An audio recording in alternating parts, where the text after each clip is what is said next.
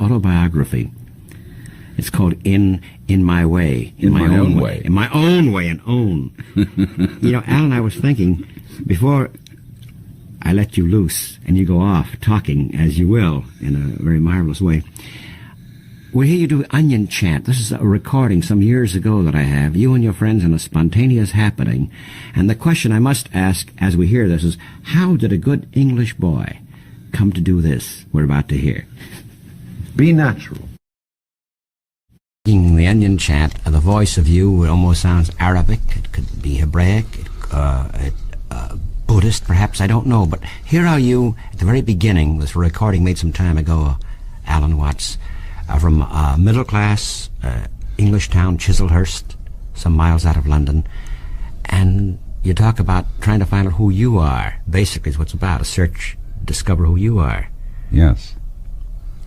I'm thinking about this particular chant. That was you yourself chanting. That's right. At the beginning, yes, you were saying yes, how difficult yes. it is. Yes, I love to chant. It's everybody should sing. It's as good for you as exercise, running, sexual intercourse, vitamins, proper diet. Everybody should sing, but the trouble is we hear so much recorded music of real talented singers that people say to you when you sing, "Why are you making that horrible noise? What makes you think you have a voice?" But I'm thinking this chant doesn't seem to be British. That's not No. coming. We've come back. Oh, This no, is your it is autobiography, not. In No, My Own Way, no. you see. See, all talented Englishmen have gone away from England. And that was the real origins of the British Empire. Exactly. That they were terrified of the climate, the cooking, and the 300 boring religions that the English practiced, so all talented Englishmen left England. Well, your book, of course, your book and the 21 or so other ones concern religion, of course. Well, you religion must and life. remember, you see, it was Voltaire who said that the English had 300 religions and only one source. That was it. Yeah. I'm thinking about the 300. You've gone through quite a few yourself. You became an Anglican priest here at Yes. Northwestern University Right. some time ago. And it's the road you traveled. We have to go back to the beginning, how you became the Zen apostle that you are. That seems removed from your own culture as this young English kid. And perhaps we could begin at the beginning. Your father writes a preface to it, and he admires you very much, his way of life, and you, in your own way, live different lives. Yes. Well, my father was partly responsible for it, and so was my mother. My mother taught at a school where missionaries abandoned their daughters while they went to convert the heathen in China and India and Africa. And when they returned as thank offerings for taking care of their children, they gave her glorious works of Chinese embroidery and pottery. And so as a small boy, I was surrounded with these. And then my father used to read me stories from Rudyard Kipling, the Jungle Books, the Just So stories, Kim. And Kipling was a very strange fellow because although most people think of him as a jingoist, he was one of the major sources through which the high culture of Himalaya came back to the West. And people began to inquire into Buddhism and Hinduism and the things about which he wrote. It was this background, this is the beginning, there was an open door for you as far Yes. as your mother, as far as reading is concerned. But you speak of a sort of even though the climate was that of what you would describe as fundamentalist Protestantism, you were aware of colours. You Yes, speak of because colours. our family was Church of England, that is Anglican, and it was not Baptist or Methodist, and our churches were very ancient and beautiful, and they weren't sort of scrubbed tabernacles. But there's a marvelous observation you make in your book, In My Own Way, about the Anglican Church so sure it's right, so sure it's absolutely right, that now and then it allows eccentricity. Yes. It's the most liberal of all forms of Christianity, because so long as you abide by certain basic rules, you can be anything from a Quaker to a Theosophist to a Papist. But that liberalism, that openness, also had the base in a certain arrogance, and that's absolutely positive. It was right. Yes. Yes, when I after all carried the Archbishop of Canterbury's train at his enthronement. You did? As a small boy of 13. It was Cosmo Gordon Lang, the one who dethroned Edward VIII.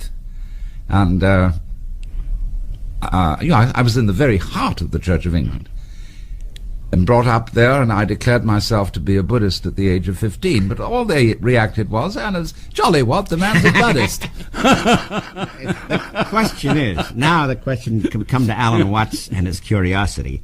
How come you declared yourself to be a Buddhist at the age of 15? This is well, because I found the religion I was being taught was extremely oppressive. And I really didn't like the image of God the Father that was being presented to me. It was authoritarian and bombastic. And the way the clergy, the kind of voices they used to read the scriptures and to say the prayers, I felt to be completely ridiculous. Yeah. So I happened to discover the writings of Lafcadio Hearn about Japan, and I had always been interested because of the Oriental art around home, and so I knew a lot about China and Japan. But when I discovered his writings and his descriptions of Buddhism, I was enthralled. I thought, my goodness, here is some tremendously intelligent way of looking at things. Instead of listening to people go on, "Dearly beloved brethren, the Scripture moveth us in sundry places to acknowledge and confess our manifold sins and wickednesses," and all that stuff. So I'm thinking, this is all of one piece, really, because at the beginning we heard just a fragment of the Onion chant and your preface in which you were saying how difficult it is to find the real person.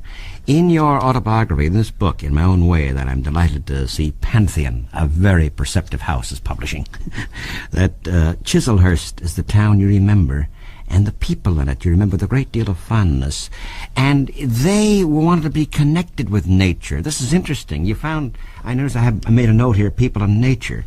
You found them wanted to be connected with what was happening and growing around, but the religion they were practicing sort of disconnected them.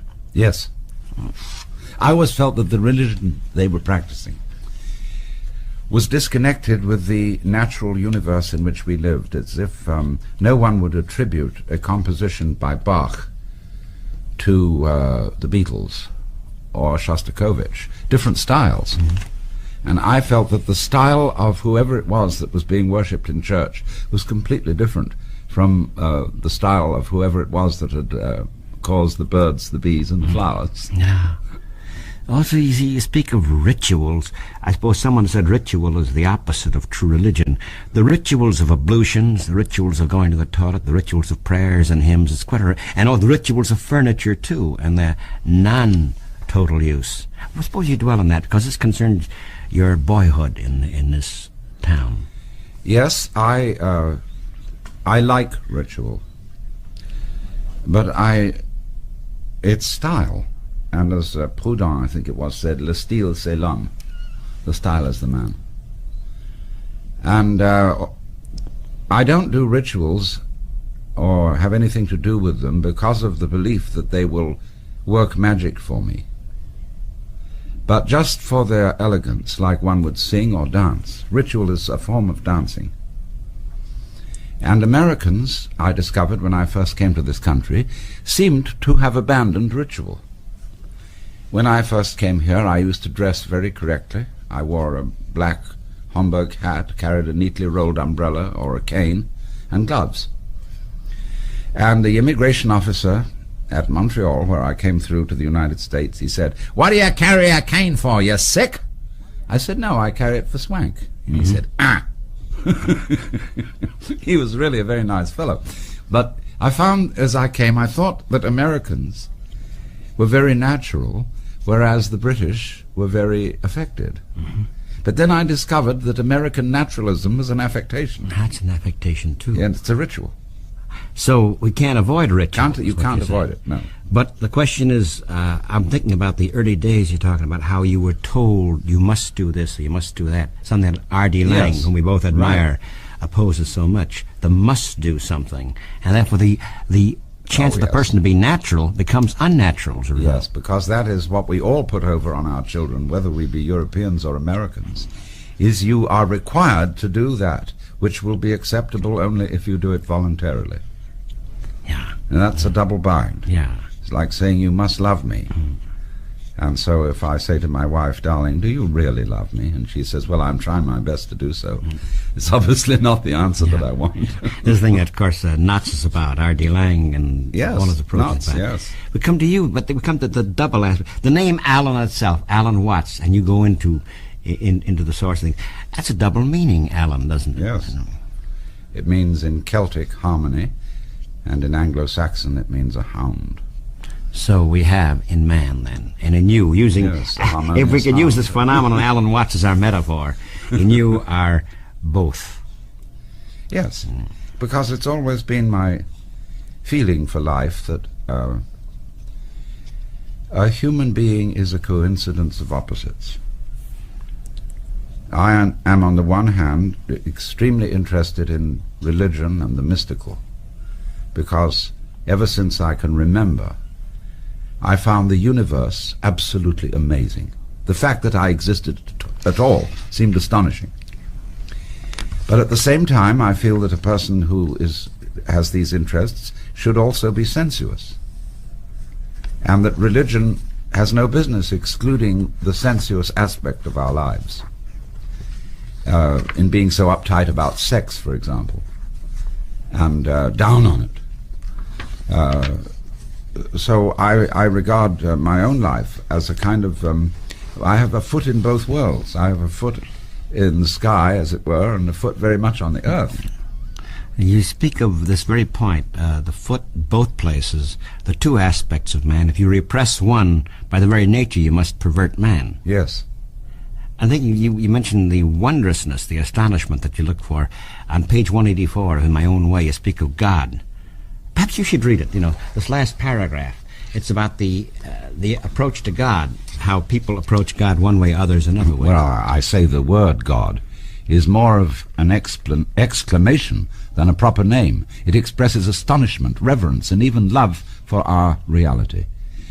If you want to put a human face on it, that will do if you don't take it literally, since we know nothing higher or more mysterious than people, and an energy field which peoples can hardly be less intelligent than people.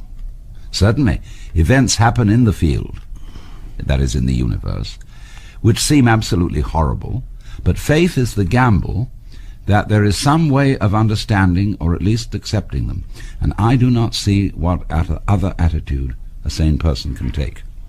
Well, the idea that, by God, the phrase we use, by God, it's an exclamation. Yes. It also could be a furious one, or it could be God. It could be wondrous. Yes, one of absolute awe and astonishment. And so we come to the question of approach toward God. He, she, it, you, I might be. Oh, within this. Why, toward Buddhism, one spot you speak of the religion with which you were raised, the Anglican. There's a God who's, he's there, powerful, at times vindictive. The Old Testament God, to some extent, is at times vindictive, at times punitive, And you're looking for something else. Yes. And so on with Christian soldiers is militant. You were mentioning that. Whereas Buddhism is something non-militant. Yes. Yes, well, that was the point of dissension, that I didn't go along with the militant religion. I thought it unnecessary. If God is God, to show all this armed might was a sign of weakness, because the trouble was that the biblical God, as understood, was patterned on the ancient kings of Egypt and Persia and Chaldea, and a king who rules by violence is necessarily afraid, and therefore puts on a lot of bombast and requires that people who come to court kneel down, because that's a difficult position from which to start a fight. Kneeling down. And so I felt that that was a show of weakness.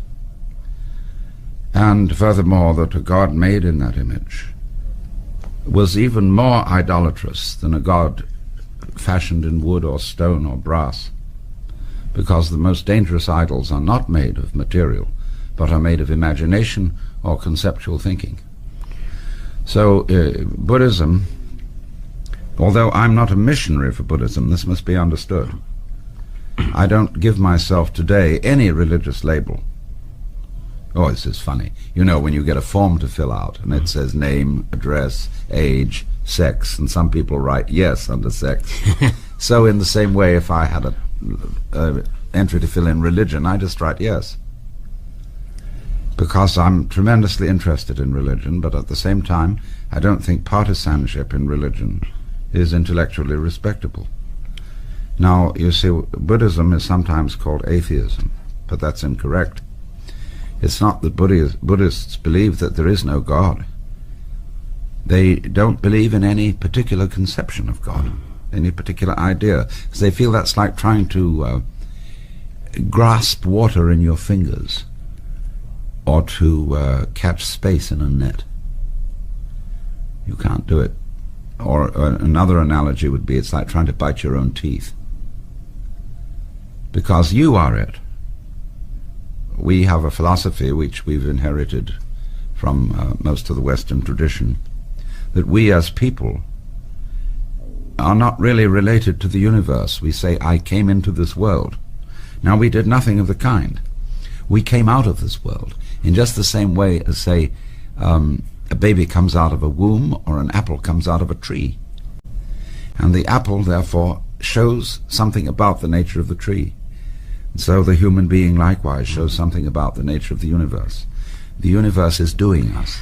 So if we can follow the fact, the traditional Western approach is we came into this world. That is though one, we're not part of it. Yeah. Whereas if I follow you correctly, Buddhism would say we came out of the world and are in it, the connection of nature and man being one, and yes. the connection rather than disconnection. Right. And this is particularly true of another Eastern philosophy which we call Taoism, Chinese, which underlies all sorts of things like judo, the gentle way, rolling with the punch, going with the stream, the realization that to sail a boat is more intelligent than to row it. Yeah. Going with it, always. Yeah. You know, it's interesting, your friend Joseph Campbell, who is in your book, great mythologist, man of myth, Joseph Campbell, recently, and was mentioning you too, was talking about the difference between Eden as Genesis, Western world has it, and Eden, if it's called that in Buddhism. When the discovery of knowledge was made, Adam and Eve were driven out of it. Mm-hmm. Whereas in Buddhism, that part of it, they're taken into it. Yes. He's written a great deal about this particular problem. And he points out that the division of the world into the positive and the negative, and the male and the female, in Genesis, it is the creature that is split and not God.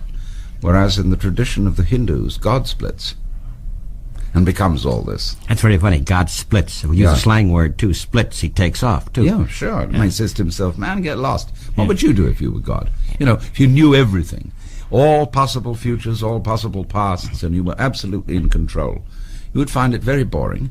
It would be like making love to a plastic woman. Mm. And so you would say, get lost. Go into an adventure. Forget who you are. So coming back to the beginnings of the autobiography, In My Own Way, you call it, and we'll ask you about the village you lived in, or the town, Chislehurst, and it's endearing. You find the people, you remember them endearing. In My Own Way has a special meaning, doesn't it? It has two meanings.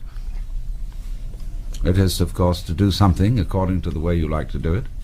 It's also to get in your own way, to obfuscate yourself, to obstruct yourself. And we all do that for the same reason that I was just now explaining, that if you were God, you would get in your own way. In other words, you would find being completely in control of everything, being completely competent, a total bore. And nothing adventurous would start, unless somehow or other you could get in your own way, or stumble. And so the Hebrews say that when God created Adam, he put into Adam the Yetzer Hara, which is the wayward spirit. See again the word way, wayward. Mm-hmm. And I call it the element of irreducible rascality. And I find it very hard to relate to people who are not aware of this in themselves. If people I really like have a certain glint in their eye, which indicates that they're not entirely perfect. Well, perfect, then. That perfect would be... Do I have a glint? Yeah, you sure do, Stutz. I guess being perfect would be being plastic, I suppose. Being perfect, whereas having both, having the Mephistopheles as well as the Faust, or the other guy, whoever it might be, up, wherever. I don't know why he's always up, or down, perhaps, is part of man, both. Yes, of course it is. And so the challenge is there. Yes. This is what your autobiography This is is about. really what I'm saying, yes. Yeah. And I'm also saying that I realize that as a personality who's before the public eye, Alan Watts, I'm a bit of a fake. Maybe a genuine fake, but still I know that behind the front that I present to the world there's a good deal of Scotch tape and wire and string and the stuff that holds it together.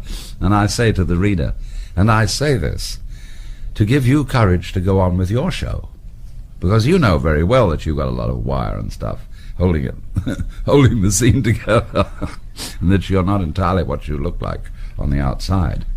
And even this very moment, this is very fun, because you speak of the show business, even use the very phrase itself, show business aspect of what you're doing. Even you and I right now, using these microphones, you and I right now are playing roles, aren't we? Yes, of course we are. Yeah. We're in showbiz. Yeah. And but all life is basically showbiz. The whole universe is, as you look out at it at night, a fireworks display. Well, we send up fireworks on the 4th of July and so on because we want to celebrate. And so in this way, the entire universe is a celebration. Yeah. It's funny, R.D. Laing, I remember, since both of us admire him, in Politics of the Family, he's quoting Sartre. Sartre watches this waiter, and this is probably talking. He watches this waiter, and the waiter has a certain way of walking, and talking. Suddenly, this waiter is playing the role of a waiter. Yes. That the fantasy may be as real as the very actual thing, or the physical thing he's doing at that moment. He too, he's not really a waiter, you see. I tell the story of a boy I was friends with in school who was going to be a clergyman. And he was so set on being a clergyman that he smoked a brand of tobacco called Parson's Pleasure, and had already cultivated the mannerisms associated with clergy. And we all do this in various ways. I know I retain my English way of talking, even though I live in the United States. It's somewhat a corrupted English accent.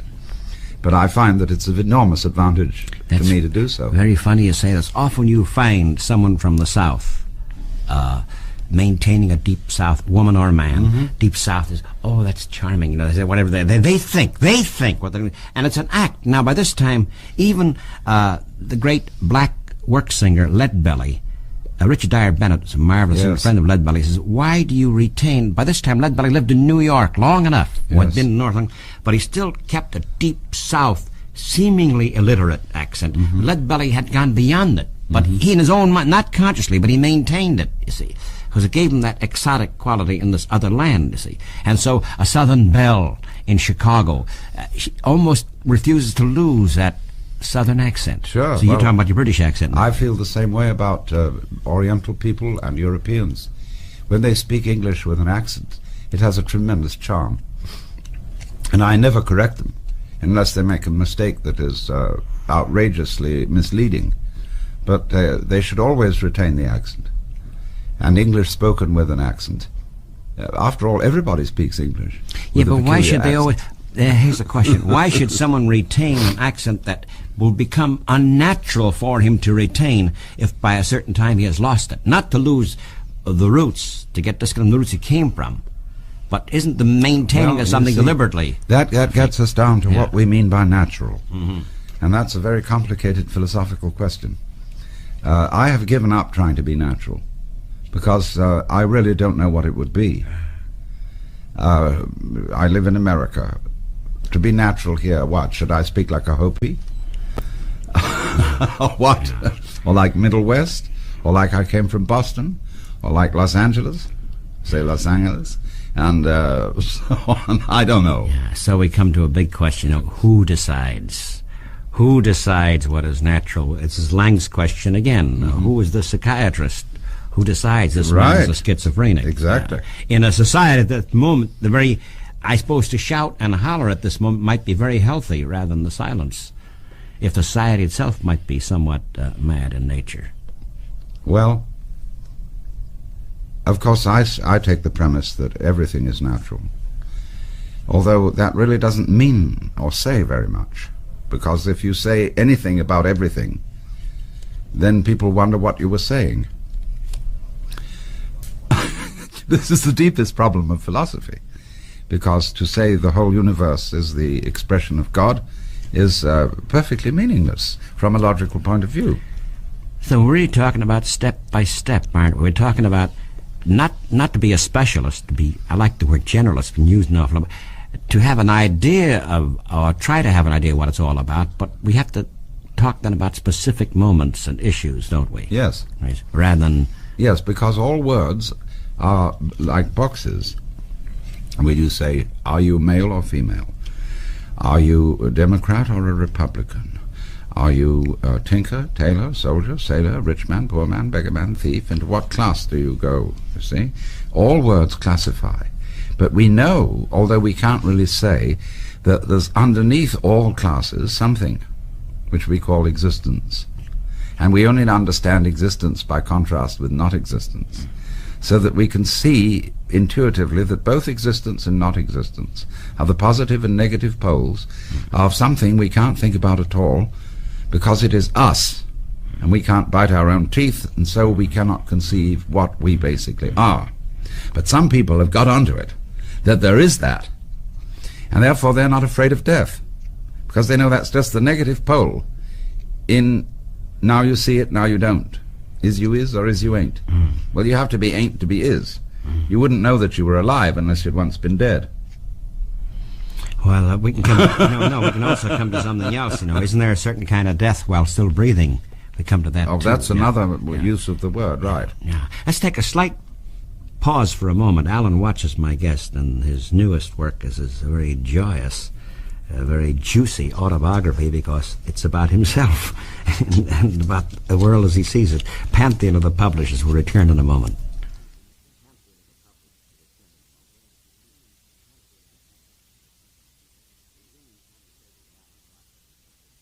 Resuming the conversation with Alan Watts, and the subject his autobiography, his latest book, his 22nd or so, and it's In My Own Way. He spoke of death. When John Brown was hanged, Thoreau offered a sermon to his parishioners at Concord. There were that Sunday parishioners. He says, this man is dead. We know he's dead because he was alive. He lived. Very few people die, because in order to die, you first must live. And most of us run down like a clock, he says, and leave eulogists mopping up the spot where we left off. We tell a quest. So we're talking about being alive as a prerequisite to dying. Well, like being married is a prerequisite to getting divorced. But also being dead is a prerequisite to being alive. Could you explain that? Well, now imagine. Abandon all wishful thinking and ask, what would it be like to go to sleep and never wake up? Supposing when you're dead, you are so dead that it's as if you had never existed at all. Not only you, but everything else. Complete, total blank. When you think about that for a while, and you realize that's the way it was before you were born. And what happened once can always happen again. Yeah, but don't you see, here's the point. There was no consciousness before you were born. No.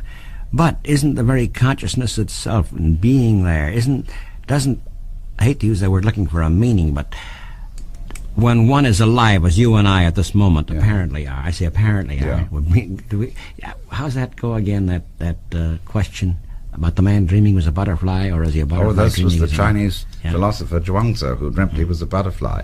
And when he woke up, he couldn't make up his mind whether he was a man who had dreamt that he was a butterfly, or whether he was a butterfly dreaming that he was a man. Right, so here we are now. Apparently, you and I at this moment are alive and breathing. Yes. Doesn't this have a special, even during this period, the span, whether we live to be 70, 75, or less or more, doesn't this have a special sort of attribute to it? Yes, of course it does. It's what we call reality, beingness. And we know it by contrast with its opposite. All knowledge is a matter of contrast. And so as we go back in our memories and trace them to our earliest childhood, there comes a place where it fades out. And we realize there was a time when we were not. But out of that not came something. You have to have nothing in order to have something, just as you have to have space for there to be stars. And the space is black and the stars are bright. And the stars come out of space just as sight comes out of your invisible head. And now a question. You're describing what might be called the human condition, the eternal condition, the universal condition. But isn't there something, and perhaps something called the social condition, that while one is breathing and alive, that came out of nothingness, there is somethingness, isn't there an excitement of some sort to try to, whatever it is, deeper and deeper to life and improve? Is it, I hate to use a word improve, but to make more fulfilled what your life is by the very nature, since obviously we're connected to someone else, to make the world itself more fulfilled in some small way? Yes. Specifically, I mean, as far as politics, anything. There are really two basic ways of doing it, it seems to me. One is to become as finite as possible, that is to say, to get involved in desperate situations, as in falling in love, as in war, as in adventure, where you get your kicks by losing control, by being in danger.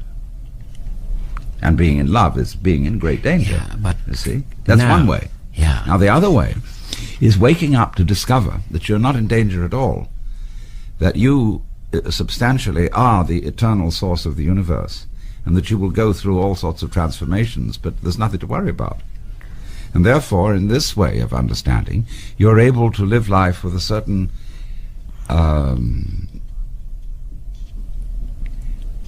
detachment.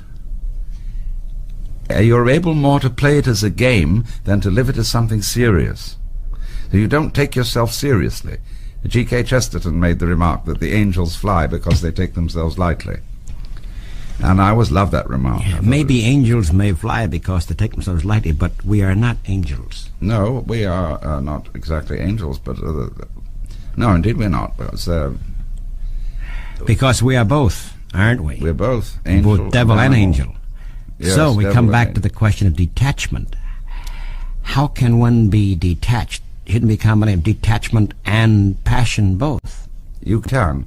I would think that the greatest people in the world could be very involved, but be what we used to call in England, a good sport. And that is that if you lose, you aren't depressed. You take it all as a game, and you don't have to say to yourself all the time, you must win. We're talking about winning now. We're talking about winning. You're putting on the basis, Alan, of winning and losing. Yes. And I'm trying to think of something else at the moment. And well, that is, let's say there are a lot of people who play the stock market. Mm-hmm. Now, you're going to get ulcers if you take that seriously. Mm-hmm. And you're going to be a good player on the stock market if you take it lightly. Yeah, but I want to come back to that theme because we left it hanging about while we're here, whatever span we spend on Earth, you, I, millions of others, we hope, each of us does, I assume, we hope that it's better, whatever that means, a better world, or our lives are more fulfilled than they can be. And so the question is, how can one play it as a game that will be detached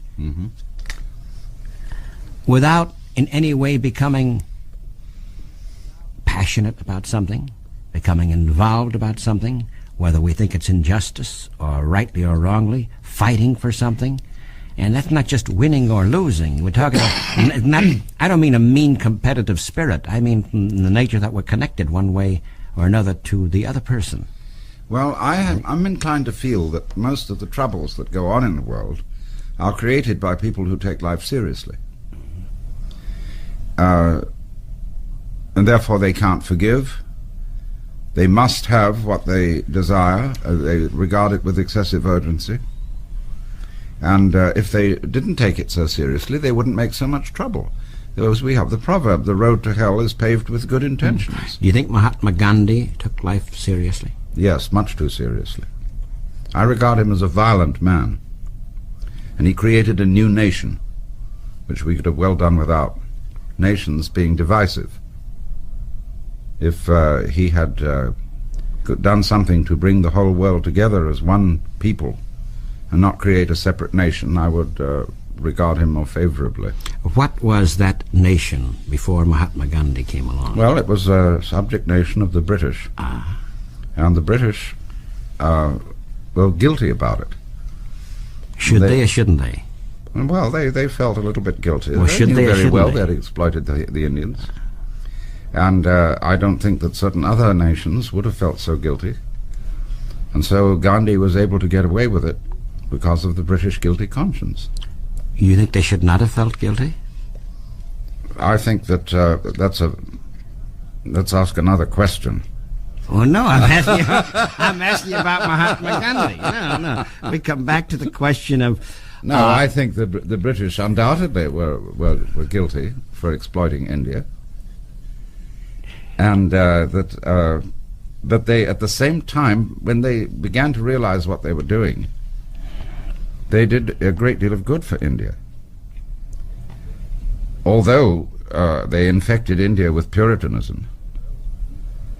And Lord Macaulay, when he devised the educational system for India, did it with the deliberate intent of destroying Hindu culture.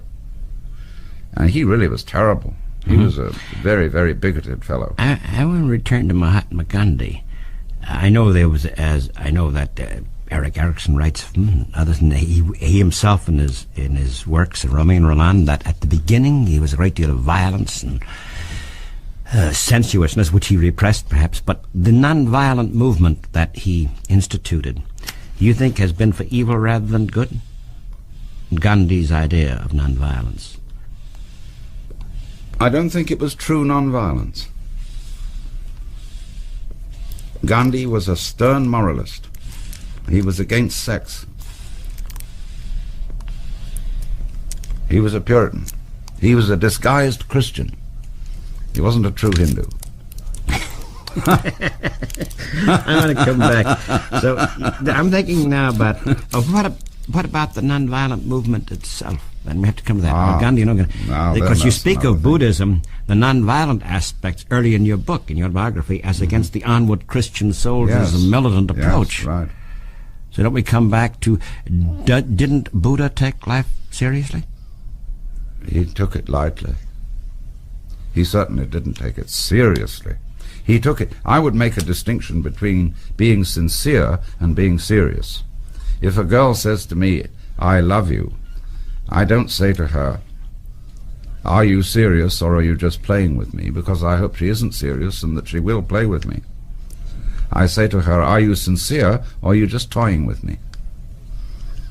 So I feel that Buddha's attitude to life was very definitely the light touch.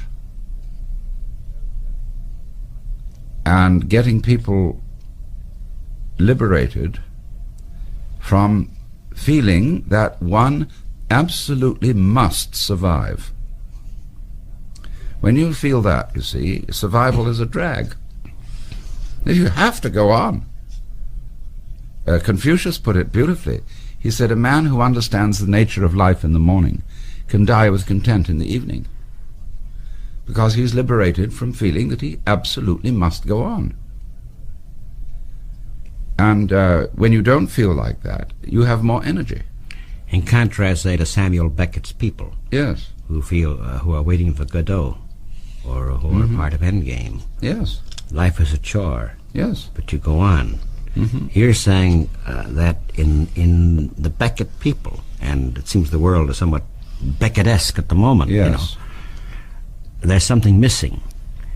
And what is missing is what? What is missing is that what? That Well, to put it in the simplest possible terms, which are not quite correct, but they'll do. What is missing is that we have a mistaken sense of identity.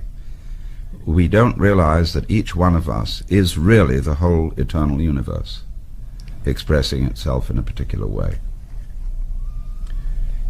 In the Hindu scriptures, in the Upanishads, there's the saying in Sanskrit, tat tvam asi, which means roughly, you're it. But being somewhat more secular-minded than you, Alan Watts is my guest, and his autobiography is marvelous reading. You might find points in which you might diverge. You might take another path from me. He says, in my own way, his own way, needn't be my own way, because I'm a little bit more secular than you. And so I raise the question of how can one, living a certain span of life, return to this theme again, living in a world, real or unreal, fantasy or truth, find life more fulfilling in every way. We're creatures. There are creature comforts or discomforts. There's tremendous inequity in the world. Do you think it should go, that this is the way it is and it must go on? We can return to Gandhi and India and British colonialism. No. You see, I'm, in a way, a social activist. I'm tremendously interested in the reform of prisons, in reform of the police. I get furious about certain kinds of injustice. But I feel that I can be effective in that kind of work only if I know that basically it doesn't matter.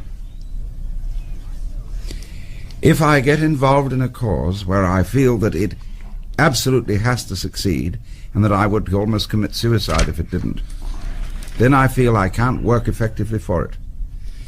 I will show my hand as if I were playing poker and I were going to bluff this through. Now, if I'm nervous about losing my shirt, I can't put on a good bluff. But if I'm not nervous about losing my shirt, I can put on a perfect bluff and get away with the game. And that's why I feel that a certain spirit of a sense of eternity in yourself, that doesn't mean everlastingness, it means beyond time. Knowing that you are one with the Godhead, as Jesus knew it, and as Ramakrishna and all those people knew it, Buddha. If you have that internal sense, then you can get immersed in helping people and doing things, but without the motivation which makes one always do the wrong thing for the right reasons. I mean, I often think of the foreign aid program of the United States as an example of, kindly let me help you or you'll drown, said the monkey, putting the fish safely up a tree.